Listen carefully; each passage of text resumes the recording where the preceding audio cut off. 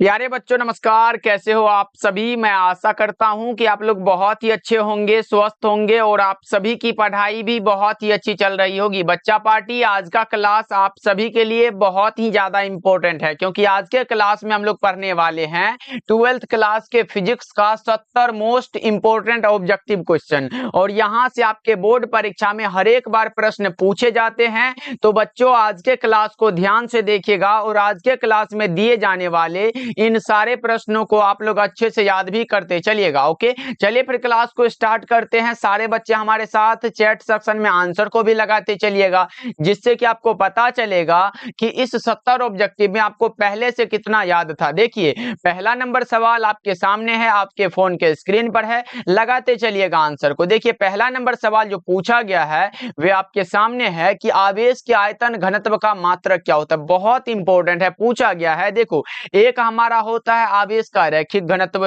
दूसरा होता है आवेश का पृष्ठ घनत्व और तीसरा होता है हमारा आवेश का आयतन घनत्व। देखो मैं तीनों बता दे रहा हूं, तीनों को याद रखिएगा। तीनों में से अगर कोई भी आ जाए एग्जाम में तो उसको छोड़ के नहीं आइएगा। देखिए पहला पूछा जाता है कि आवेश के रैखिक घनत्व का मात्रक क्या होता है। तो रैखिक घनत्व को हम लोग लेमडा के द्वारा डिनोट करते हैं। लेमडा बराबर क्या होता है, क्यू बटा में एल फॉर्मूला होता है। देखो चार्ज का हमारा क्या होगा, कूलम हो जाएगा और लंबाई का मीटर हो जाएगा। इसी को हम लोग ऐसे भी लिख सकते हैं, कूलम मीटर इनवर्स।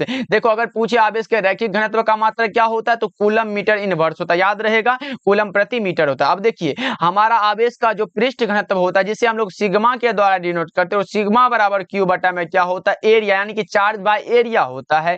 चार्ज का हमारा कूलम होता है और एरिया का मीटर स्क्वायर हो जाता है। इसी को हम लोग ऐसे भी लिख सकते हैं, कूलम मीटर इनवर्स 2 होता है। यानी कि याद रखिएगा ये क्या होता है, सिग्मा बराबर क्यू बटा में एरिया, तो हमारा कूलम प्रति मीटर स्क्वायर होता है। ये किसके लिए, पृष्ठ घनत्व के लिए। और हमारा जो लास्ट होता है आयतन घनत्व जिसे हम लोग रो के द्वारा डिनोट करते हैं, रो बराबर जो होता है वो क्यू बटा में क्या होता है, भी होता है। यानी कि चार्ज बाय वॉल्यूम होता है। चार्ज का कूलम होता है और वॉल्यूम का मीटर क्यूब हो जाता है। अगर यहां से ऐसे लिखते हो तो कूलम मीटर इनवर्स 3 हो जाएगा, ऐसे हो जाता है। तो तीनों को याद रखिएगा, आता है आपके एग्जाम में।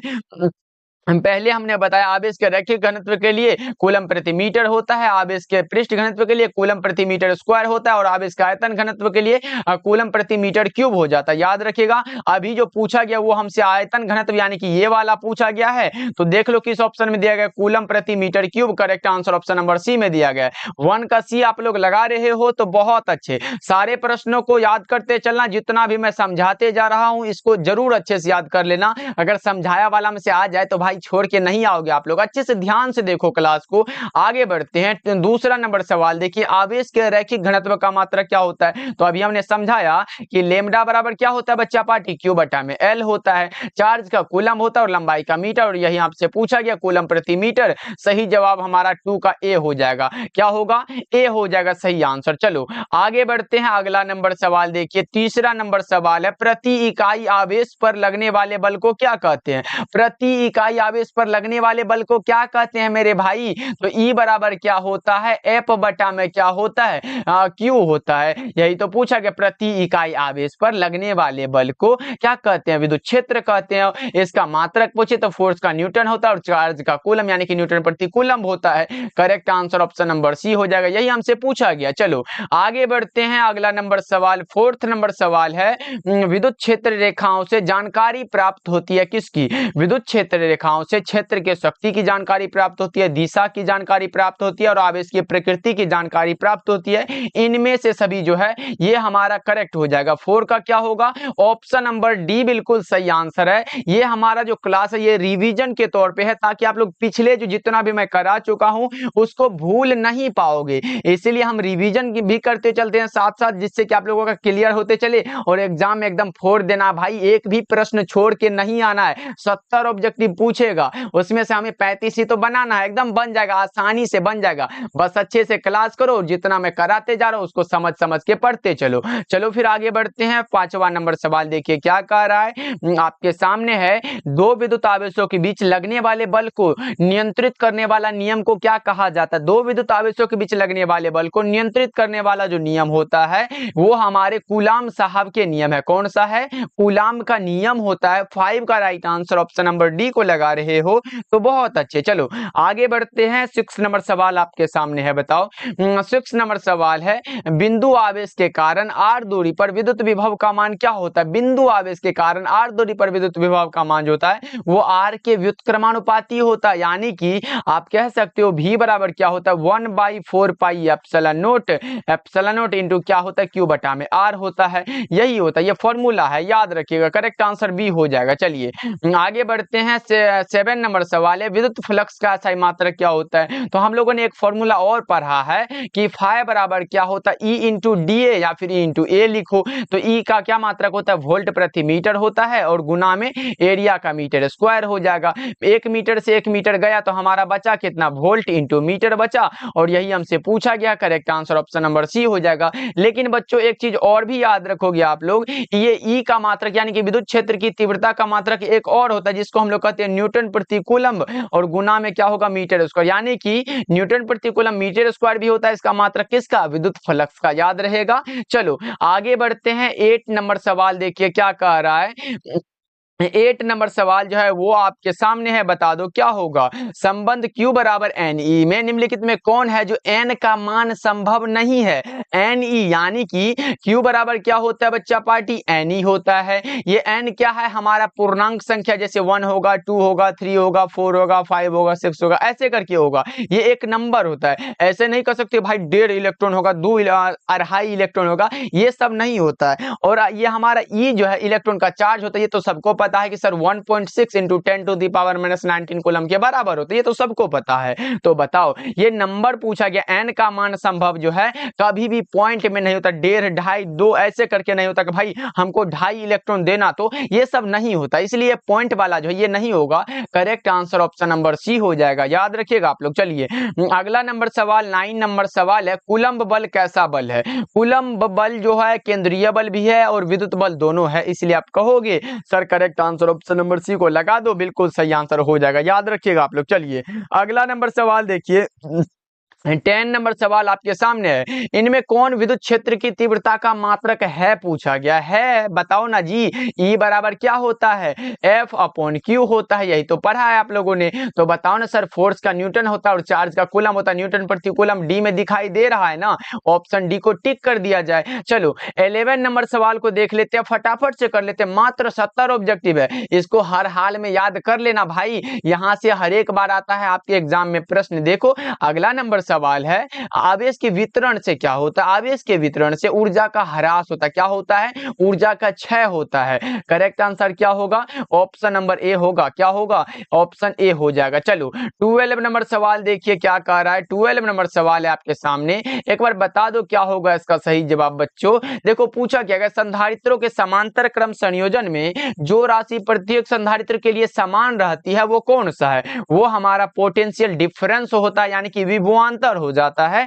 12 का correct answer option number C हो जाएगा। चलो 13 नंबर सवाल की ओर बढ़ जाते हैं, ये रहा हमारे सामने प्रश्न, किसी संधारित्र की धारिता निर्भर नहीं करती है, किस पर निर्भर नहीं करेगी भाई? तो संधारित्र की धारिता यानी कि सी बराबर क्या होता है एप्सिलॉन नोट ए बटा में डी होता है। कहीं भी आवेश हमें दिखाई नहीं दे रहा है, इसलिए हम कहेंगे ये प्लेट के आवेश पर निर्भर नहीं करता है। करेक्ट आंसर सी हो जाएगा। ओके जी, याद रहेगा ना, एक बार चैट सेक्शन में बता दो समझ आ रहा है क्लास, यस नो बच्चा पार्टी। चलो आगे बढ़ते हैं। 14 नंबर सवाल देखिए क्या कह रहा है। 14 नंबर सवाल है, पिको फैराड मात्रक है, पिको फैराड आए माइक्रो फैराड आए या फिर सिर्फ फैराड ही क्यों ना हो, आप लगाओगे सर विद्युत धारिता का मात्रक है, और विद्युत धारिता यानी कि सी बराबर क्या होता है क्यू बटा में भी फॉर्मूला है, यहां से निकालते हो कूलम प्रति वोल्ट भी इसका मात्रक है, ये भी आप लोग याद रखोगे। चलो आगे बढ़ते हैं। अगला नंबर सवाल 15 नंबर सवाल कह रहा है, एक इलेक्ट्रॉन को दूसरे इलेक्ट्रॉन की ओर ले जाने पर निकाय की स्थितिज ऊर्जा क्या होती है? एक इलेक्ट्रॉन को दूसरे इलेक्ट्रॉन की ओर ले जाया जा रहा है तो निकाय की स्थितिज ऊर्जा क्या होगी बच्चों? वो हमारा बढ़ जाता है, क्या होता है? बढ़ती है, इंक्रीज होती है। चलो आगे बढ़ते हैं। 16 नंबर सवाल कह रहा है, क्या देखो आपके सामने प्रस्तुत सवाल है, देखो क्या कह रहा है, एक परावैद्युत समांतर पट्टिका संधारित्र की पट्टियों के बीच डाल देने पर धारिता का मान क्या होगा? तो धारिता का मान क्या होता है? बढ़ जाता है। करेक्ट आंसर ए लगा लो, इसका भी बढ़ जाता है, दोनों का बढ़ ही जाता। चलो आगे बढ़ते हैं, अगला नंबर सवाल देखिए 17 नंबर सवाल है।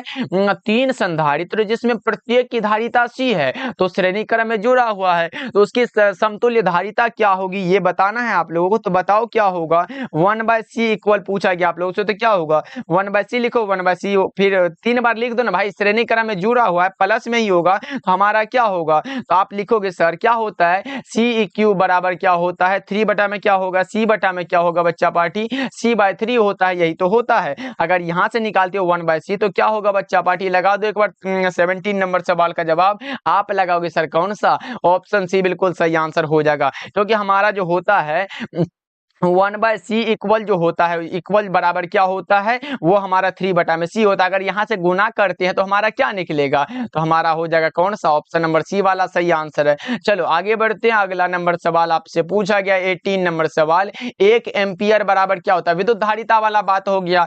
बताओ क्या होगा, 1 एम्पियर बराबर जो होता है ना वो क्या होता है बताओ, वो हमारा हो जाता है 1 कूलम बटा में 1 second. Correct answer option number A हो जाएगा, यानी कि 1 एम्पियर बराबर ऐसे भी लिख सकते हो 1 कूलम बटा में 1 सेकेंड होता है, यही भी फॉर्मूला है, याद रखिएगा आप लोग। चलो आगे बढ़ते हैं, 19 नंबर सवाल है, एमीटर का प्रतिरोध कैसा होता है। अगर आपके सामने हो एमीटर का प्रतिरोध तो बहुत कम होता है, अगर पूछे आदर्श एमीटर का प्रतिरोध कैसा होता है तो 0 होता है, आदर्श वोल्ट मीटर का प्रतिरोध कैसा होता है तो अनंत होता है, इसको भी जरूर याद रखोगे आप लोगों के। चलो आगे बढ़ते हैं, 20 नंबर सवाल है, ये रहा, किसी चालक का विशिष्ट प्रतिरोध बढ़ता है किसके बढ़ने से, किसी भी चालक का जो विशिष्ट प्रतिरोध बढ़ता है वो तापमान के बढ़ने से बढ़ता है, क्या तापमान के इंक्रीज होने से बढ़ता है। करेक्ट आंसर क्या होगा, ऑप्शन नंबर ए होगा, सभी बच्चे याद रखिएगा। चलिए अगला नंबर सवाल देखिए बच्चा पार्टी आपके सामने प्रस्तुत है, 21 नंबर सवाल बताओ। 21 नंबर सवाल है, किलोवाट घंटा मात्रक किसका होता है, ये तो बहुत इंपॉर्टेंट है, किलोवाट घंटा एनर्जी का मात्रक होता है। राइट आंसर आप क्या लगाओगे, 21 का बी हो जाएगा। अगर आपसे पूछे 1 किलोवाट घंटा बराबर क्या होता है, 1 किलोवाट घंटा बराबर जो होता है वो क्या होता है, आप लगाओगे सर वो होता है, वो हमारा होता है 3 × 10⁻6 होता है और जूल होता है, ये लिख लो, आ सकता है आपके एग्जाम में, तो जरूर याद रखोगे आप लोग। चलो आगे बढ़ते हैं, 22 नंबर सवाल है, विद्युत परिपथ के किसी बिंदु पर सभी धाराओं का बीजगणितीय योग क्या होता है, समेशन आई वाला बात हुआ 0 होता है भाई। करेक्ट आंसर क्या होगा, ऑप्शन ए हो जाएगा हमारा करेक्ट आंसर। चलो 23 नंबर सवाल देखिए क्या कह रहा है, विद्युत परिपथ में विभवांतर को मापा जाता है, विभवांतर मापा जाता है किसमें भाई, तो वोल्ट में, विभवांतर को वोल्ट में मापते हैं, धारा को एम्पियर में मापते हैं, प्रतिरोध को ओम में मापते हैं और शक्ति को वाट में मापते हैं, तो ये सब कैसे होगा, हमारा correct answer option number B होगा। बी लगा रहे हो तो बहुत अच्छे। बच्चा पार्टी क्लास को लाइक करते चलना, एकदम मजा आता है जब क्लास को लाइक करते हैं ना, तो एकदम पढ़ाने में बहुत मजा आ जाता है, इसलिए क्लास को लाइक करते भी चलिएगा आप लोग। चलो 24 नंबर सवाल है आपके सामने, बताओ 24 नंबर सवाल है, वो कहा जा रहा है विद्युत परिपथ का वह गुण जो विद्युत ऊर्जा को उष्मा में बदल देता है, वो उसे क्या कहा जाता है, विद्युत परिपथ का वह गुण जो विद्युत ऊर्जा को उष्मा में बदल देता है उसे हम लोग क्या कहते हैं, ये बताओ, उसे हम लोग प्रतिरोध कहते हैं, और प्रतिरोध का मात्रक पूछे तो क्या होता है, ओम हो जाता है, इसको जरूर याद रखोगे। ओके, इसलिए आर बराबर भी बटा में आई होता है, तो ये भी याद रखिएगा, फॉर्मूला है प्रतिरोध के लिए। चलिए आगे बढ़ते हैं, अगला नंबर सवाल 25 नंबर सवाल है, किरचॉफ का बिंदु नियम किस सिद्धांत पर आधारित है। किरचॉफ का बिंदु नियम यानी कि पहला नियम जो है वो आवेश संरक्षण का सिद्धांत का पालन करता है, किसका, आवेश संरक्षण। करेक्ट आंसर आपका जो होगा वो ऑप्शन बी हो जाएगा। चलिए आगे बढ़ते हैं, 26 नंबर सवाल है, किसी चालक में विद्युत धारा के प्रवाह का कारण क्या हो सकता है, किसी भी चालक में विद्युत धारा के प्रवाह का जो कारण है वो है विद्युतीय विभव में अंतर, किसमें, विद्युतीय विभव में अंतर है। राइट आंसर आपका क्या होगा, ऑप्शन नंबर सी हो जाएगा। सभी बच्चे सी को ही लगाना, उसके अलावा कहीं भी भाई भटकने की जरूरत नहीं है, सी वाला ऑप्शन टिक कर लो। और अगर हमारे साथ डेली क्लास करना चाहते हो तो डेली शाम के 7 बजे जुड़ जाओ हमारे साथ, इसीलिए बोलते हैं सब्सक्राइब कर लेना भाई, एकदम सब्सक्राइब करके जुड़ जाओ, बिल्कुल फ्री क्लास दिया जाता है, एक भी पैसा कहीं पे नहीं मांगा जाएगा। ओके, इसलिए यूट्यूब पे बिल्कुल फ्री क्लास दिया जा रहा है, तो जुड़ जाओ हमारे साथ। चलो आगे बढ़ते हैं, 27 नंबर सवाल देखिए क्या कह रहा है, 27 नंबर सवाल है, व्हीट स्टोन ब्रिज से मापा जाता है। व्हीट स्टोन ब्रिज से हम लोग क्या मापते हैं? उच्च प्रतिरोध, निम्न प्रतिरोध या फिर ए और बी, दोनों या इनमें से कोई नहीं। किसको मापते हैं ये बताओ आप लोग? तो उच्च प्रतिरोध और निम्न प्रतिरोध दोनों को मापते हैं। करेक्ट आंसर सी हो जाएगा। चलिए आगे बढ़ते हैं। अगला नंबर सवाल 28 नंबर सवाल है, आदर्श वोल्ट मीटर का प्रतिरोध कैसा होता है? वोल्ट मीटर का अगर आपसे बात हो तो वो अनंत होता है। हमने बताया है कि अगर एमीटर हो तो बहुत कम होता है, आदर्श एमीटर हो तो 0 होता है, और अगर पूछे आदर्श वोल्ट मीटर तो अनंत लगा के चले आना। चलो आगे बढ़ते हैं। 29 नंबर सवाल है, बताओ 29 नंबर सवाल है, चुंबकीय क्षेत्र में गतिमान कण का अपवर्तित रहता है क्या? चुंबकीय क्षेत्र में गतिमान कण का जो अपवर्तित रहता है वो क्या अपवर्तित रहता है ये बताओ आप लोग? उसमें जो चाल और गति ऊर्जा दोनों अपवर्तित रहता है। Correct answer option number D हो जाएगा। डी को लगाना आप लोग। चलिए आगे बढ़ते हैं। 30 नंबर सवाल है, समरूप वेग से चलायमान आवेश क्या उत्पन्न करता है? समरूप वेग से चलायमान आवेश विद्युतीय क्षेत्र और चुंबकीय क्षेत्र दोनों को उत्पन्न करता है, यानी कि विद्युत चुंबकीय क्षेत्र हो जाएगा। राइट आंसर सी हो जाएगा। चलिए आगे बढ़ते हैं। 31 नंबर सवाल है, देखो प्लांक स्थिरांक की विमा क्या है? प्लांक स्थिरांक की विमा पूछा तो आप लगाओगे सर क्या होता है? वो हमारा होता है एच बराबर क्या होता है? जूल सेकेंड इसका मात्रक है ना। तो ई बराबर हम लोगों ने पढ़ा है कि सर एच बटा में भी होता है, यही होता है। यहां से अगर मात्रक निकालते हैं वो हमारा होता है, इसका एच का क्या होता है? ml2 ml2 हो गया, टी इनवर्स 2 होता है। और इसका क्या होता है? आवृत्ति का टी इनवर्स भी लिख सकते हो, तो एक माइनस ऊपर जाएगा तो क्या हो जाएगा? वो हमारा हो जाएगा ml2 और टी इनवर्स हो जाएगा। यही तो होता है। देख लो ना किस ऑप्शन में दिया गया, ऑप्शन ए करेक्ट आंसर है। अगर इसका मात्रक पूछे तो वो हमारा क्या होगा? एच बराबर क्या होगा? एच बराबर जो होगा वो ई न्यू हो जाएगा, तो यानी कि वो हमारा क्या होता है? जूल सेकेंड हो जाता है। इसको जरूर याद रखिएगा, इनवर्स नहीं होगा, जूल सेकेंड प्लांक स्थिरांक का मात्रक है, इसको जरूर याद रखिएगा आप लोग। चलिए आगे बढ़ते हैं। 32 नंबर सवाल देखिए आपके सामने है, लोहा कैसा होता है? लोहा हमारा लोह चुंबकीय होगा। लोहा कैसा है? लोह चुंबकीय है। लोहा है, कोबाल्ट है, निकेल है, ये तीनों के तीनों लोह चुंबकीय पदार्थ है। ओके चलो आगे बढ़ते हैं। अगला नंबर सवाल 33 नंबर सवाल है, चुंबकीय विषुवत रेखा पर नमन कोण का मान कितना होता है? चुंबकीय विषुवत रेखा पर नमन कोण का मान 0 डिग्री होता है। अगर पूछे पृथ्वी के चुंबकीय ध्रुव पर नमन कोण का मान कितना होता है? तो 90 डिग्री होता है, और विषुवत रेखा पर 0 डिग्री होता है, इसलिए करेक्ट आंसर आपका ए हो जाएगा। चलिए आगे बढ़ते हैं। 34 नंबर सवाल है, चुंबकीय प्रेरण का SI मात्रक क्या होता है? चुंबकीय प्रेरण वाला बात आ गया, चुंबकीय प्रेरण का आपसे पूछ दिया गया, बताओ 34 नंबर सवाल का जवाब क्या लगाओगे? तो चुंबकीय प्रेरण का जो होता है वो हमारा वेबर होता है। क्या एक बार लगा दो 34 नंबर सवाल का जवाब, तो वेबर ही होगा। Correct answer option number A होगा। क्या होगा? वेबर होगा। टेस्ला जो है ये चुंबकीय क्षेत्र की है। टेस्ला क्या है? चुंबकीय क्षेत्र का मात्रक होता है, आपको भी पता है। फैराड क्या है? विद्युत धारिता का मात्रक है। क्या है? फैराड विद्युत धारिता का मात्रक है। और ये हमारा क्या है? एम्पियर गुना मीटर जो होता है ये मैग्नेटिक मोमेंट का मात्रक होता है। ये सब नहीं होगा, हमारा correct answer option number A हो जाएगा। चलिए अगला नंबर सवाल देखिए क्या कर रहा है। 35 नंबर सवाल है, डायनेमो की क्रिया निम्नलिखित में से किस सिद्धांत पर आधारित है? डायनेमो का क्रिया जो होता है वो इलेक्ट्रोमैग्नेटिक इंडक्शन पर आधारित है, यानी कि विद्युत चुंबकीय प्रेरण पर। करेक्ट आंसर आपका क्या होगा? ऑप्शन नंबर बी होगा। सभी बच्चे जरूर याद रखिएगा। चलिए आगे बढ़ते हैं। 36 नंबर सवाल आपके सामने है, बताओ 36 नंबर सवाल है, शैथिल्य प्रदर्शित करते क्या?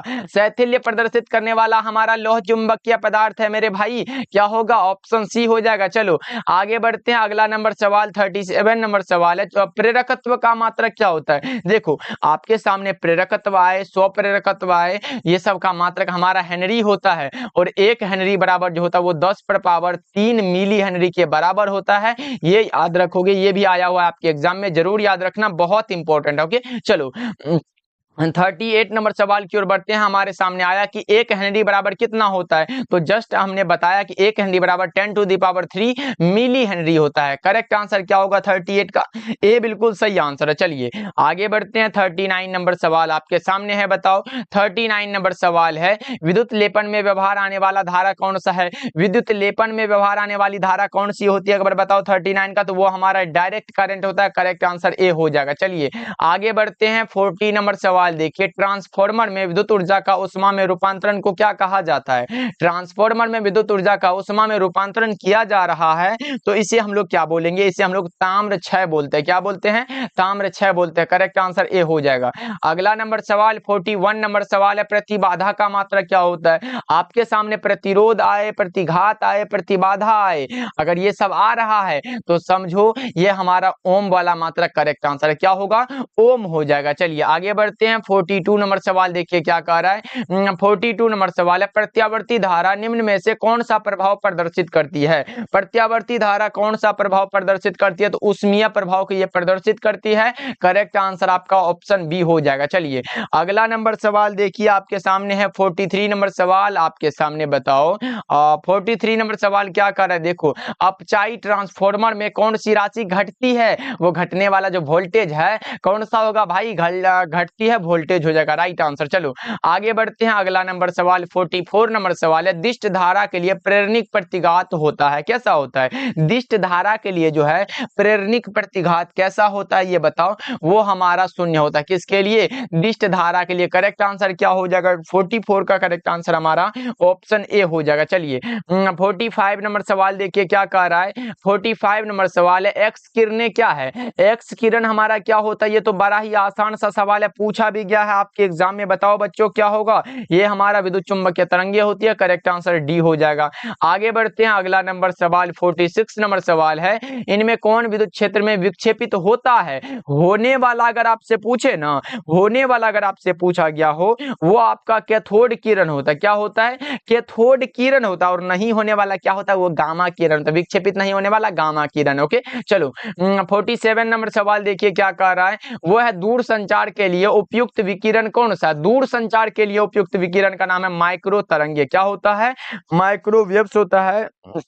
सही जवाब ऑप्शन डी हो जाएगा 47 का। ओके जी चलो आगे बढ़ते हैं। अगला नंबर सवाल 49 नंबर सवाल कह रहा है, क्या अवरक्त किरणों के अध्ययन के लिए जिस पदार्थ का प्रिज्म उपयोग करते हैं, प्रयुक्त करते हैं, वो कौन सा है? बताओ। अवरक्त किरणों के अध्ययन के लिए जिस पदार्थ का प्रिज्म प्रयुक्त करते हैं उसका नाम हमारा हो जाता है कौन सा? क्राउन कांच होता है। क्या? ऑप्शन ए बिल्कुल सही आंसर है। क्या होगा बच्चा पार्टी? क्राउन कांच होगा या फिर रॉक साल्ट होगा? एक बार बता दो बच्चा पार्टी। वो हमारा जो होता है रॉक साल्ट होता है शायद। क्या होता है बच्चों? रॉक साल्ट होता है। Right answer option number B होगा, क्योंकि अवरक्त किरणों के अध्ययन के लिए जिस पदार्थ का प्रयोग करते हैं वो हमारा रॉक सॉल्ट होता है। याद रखिएगा ऑप्शन बी बिल्कुल सही आंसर है, इसमें घबराने की बात नहीं है। चलो अगला नंबर सवाल 49 नंबर सवाल है आपके सामने। कोहरे में फोटोग्राफी के लिए प्रयुक्त करते हैं किसको? कोहरे में फोटोग्राफी के लिए जो प्रयुक्त करते हैं वो किसको प्रयुक्त करते हैं ये बताओ आप लोग। तो फटाफट से एक बार लगा दो चैट सेक्शन में आंसर को। तो वो हमारा अवरक्त होता है, अवरक्त किरण। Correct answer option number B हो जाएगा। चलो आगे बढ़ते हैं। 50 नंबर सवाल है, चुंबकीय क्षेत्र बी तथा विद्युतीय क्षेत्र ई के अनुपात का मात्रक क्या होता है? चुंबकीय क्षेत्र बी तथा विद्युतीय क्षेत्र ई के अनुपात का जो मात्रक होता है वो क्या होता है? एक बार बता दो। वो हमारा होता है M S inverse. Correct answer आपका क्या होगा? ऑप्शन नंबर ए बिल्कुल सही आंसर है, यानी कि मीटर पर सेकेंड होता है। चलो आगे बढ़ते हैं। अगला नंबर सवाल देखिए क्या कह रहा है। अगला नंबर सवाल है जो आपके सामने है, जब प्रकाश स्रोत और पर्दे के बीच की दूरी बढ़ा दिया जाए तो फ्रिंज की चौड़ाई क्या होती है? फ्रिंज की चौड़ाई क्या होगी? बढ़ती है, घटती है और परिवर्तित रहती है, या इनमें से कोई नहीं? ये हमारा बढ़ता है। करेक्ट आंसर ए हो जाएगा। चलो आगे बढ़ते हैं। अगला नंबर सवाल देखिए 52 नंबर सवाल है आपके सामने। ये कह रहा है कि प्रकाश अनुप्रस्थ तरंग है क्योंकि यह प्रदर्शित करता है। क्या प्रदर्शित करता है ये बताओ आप लोग। प्रकाश एक अनुप्रस्थ तरंग है क्योंकि यह प्रदर्शित करता है ध्रुवन को। Correct answer option number B हो जाएगा। चलिए आगे बढ़ते हैं। 53 नंबर सवाल है, हीरा का अपवर्तनांक करीब कितना होता है? हीरा का अपवर्तनांक सबसे अधिक होता है, यानी कि 2.42 होता है। करेक्ट आंसर सी हो जाएगा। बोलोगे सर आपने तो बोला सबसे अधिक होता है, तो ये किसका है? ये भाई किसी का नहीं है, इसलिए याद रखिएगा हीरा का अपवर्तनांक सभी पदार्थों के अपवर्तनांक से अधिक होता है। और कितना होता है? 2.42 हो जाता है। ओके चलो आगे बढ़ते हैं। अगला नंबर सवाल 54 नंबर सवाल है, समतल दर्पण की वक्रता त्रिज्या कितनी होती है? समतल दर्पण की वक्रता त्रिज्या अनंत होती है। कितनी होती है? अनंत होती है। याद रख लो आप लोग। चलो 55 नंबर सवाल को देखते हैं क्या कह कह रहा है किस कारण से वायु का बुलबुला पानी के अंदर चमकता हुआ दिखाई देता है? कौन सा कारण है जिसके कारण वायु का बुलबुला पानी के अंदर चमकता हुआ दिखाई देता है? वो होता है टोटल इंटरनल रिफ्लेक्शन के कारण। सही जवाब सी हो जाएगा। चलिए आगे बढ़ते हैं। 56 नंबर सवाल आपके सामने है। एक माध्यम से दूसरे माध्यम में जाने पर प्रकाश की किरण मुड़ जाती है। एक माध्यम से दूसरे माध्यम में जाने पर प्रकाश की किरण मुड़ जाती है। किरण के इस मुड़ने को हम लोग क्या कह सकते हैं? तो अपवर्तन कहते हैं। क्या कहते हैं बच्चा पार्टी? अपवर्तन कहते हैं। क्लास को लाइक करते चलना सभी बच्चे। ओके, चलो भूल जाते हो वैसे क्लास को लाइक करने के लिए आप लोग। दो उत्तल लेंस एक दूसरे के संपर्क में रखे गए हैं तो समतुल्य लेंस क्या होगा? देखो दो उत्तल लेंस ही है तो उसका समतुल्य जो होगा वो उत्तल ही होगा। करेक्ट आंसर ऑप्शन ए हो जाएगा। चलिए 58 नंबर सवाल देखिए बच्चों क्या कह रहा है। एक दीर्घ दृष्टि दोष वाले व्यक्ति को आवश्यकता होगी। दीर्घ दृष्टि दोष को दूर करने के लिए उत्तल लेंस का उपयोग होता है। किसका होता है बच्चा पार्टी? उत्तल लेंस का होता है। और निकट दृष्टि दोष को दूर करने के लिए अवतल लेंस का यूज होता है। ये भी आप लोग याद रखोगे। चलो आगे बढ़ते हैं। अगला नंबर सवाल देखिए 59 नंबर सवाल है वो आपके सामने है। निम्नलिखित में किस भौतिक राशि का पुनर्वितरण प्रकाश का व्यतिकरण होता है? निम्नलिखित में किस भौतिक राशि का पुनर्वितरण जो है वो प्रकाश का व्यतिकरण होता है जिसका नाम है तीव्रता? क्या होता है? तीव्रता होता है। करेक्ट आंसर बी हो जाएगा। चलिए 60 नंबर सवाल देखिए क्या कर रहा है। फोटोन की ऊर्जा है। फोटोन की ऊर्जा क्या होती है ये बताओ आप लोग। 60 नंबर सवाल का जवाब तो ई बराबर क्या होता है? एच न्यू होता है। यही हमसे पूछा गया। करेक्ट आंसर क्या होगा? ऑप्शन ए हो जाएगा 60 का। याद रखिएगा आप लोग। चलो आगे बढ़ते हैं। 61 नंबर सवाल है नाभिक की त्रिज्या की कोटि कितनी होती है? नाभिक की त्रिज्या की कोटि जो होती है 10 पर पावर -15 मीटर। सही जवाब बी हो जाएगा जी। इतना आसान प्रश्न पूछा गया। देखो नाभिकीय अभिक्रिया में संरक्षित रहता है कौन सा? उसमें कुल आवेश भी संरक्षित है, रेखीय संवेग भी संरक्षित है, कोणीय संवेग भी संरक्षित है। इनमें से सभी हो जाएगा करेक्ट आंसर। चलो अगला नंबर सवाल 63 नंबर सवाल क्या कह रहा है? 63 नंबर सवाल है ट्रांजिस्टर के प्रवर्धन गुणांक की इकाई क्या होती है? ट्रांजिस्टर के प्रवर्धन गुणांक की जो इकाई होती है वो हमारा कुछ भी नहीं होता क्योंकि ये मात्रक विहीन है। इसका कोई मात्रक नहीं होता। करेक्ट आंसर आपका क्या होगा? ऑप्शन डी हो जाएगा। वैसे वोल्ट विद्युत विभव का है, एम्पियर धारा का है, ओम प्रतिरोध का, तो ये सब कैसे होगा? चलो आगे बढ़ते हैं।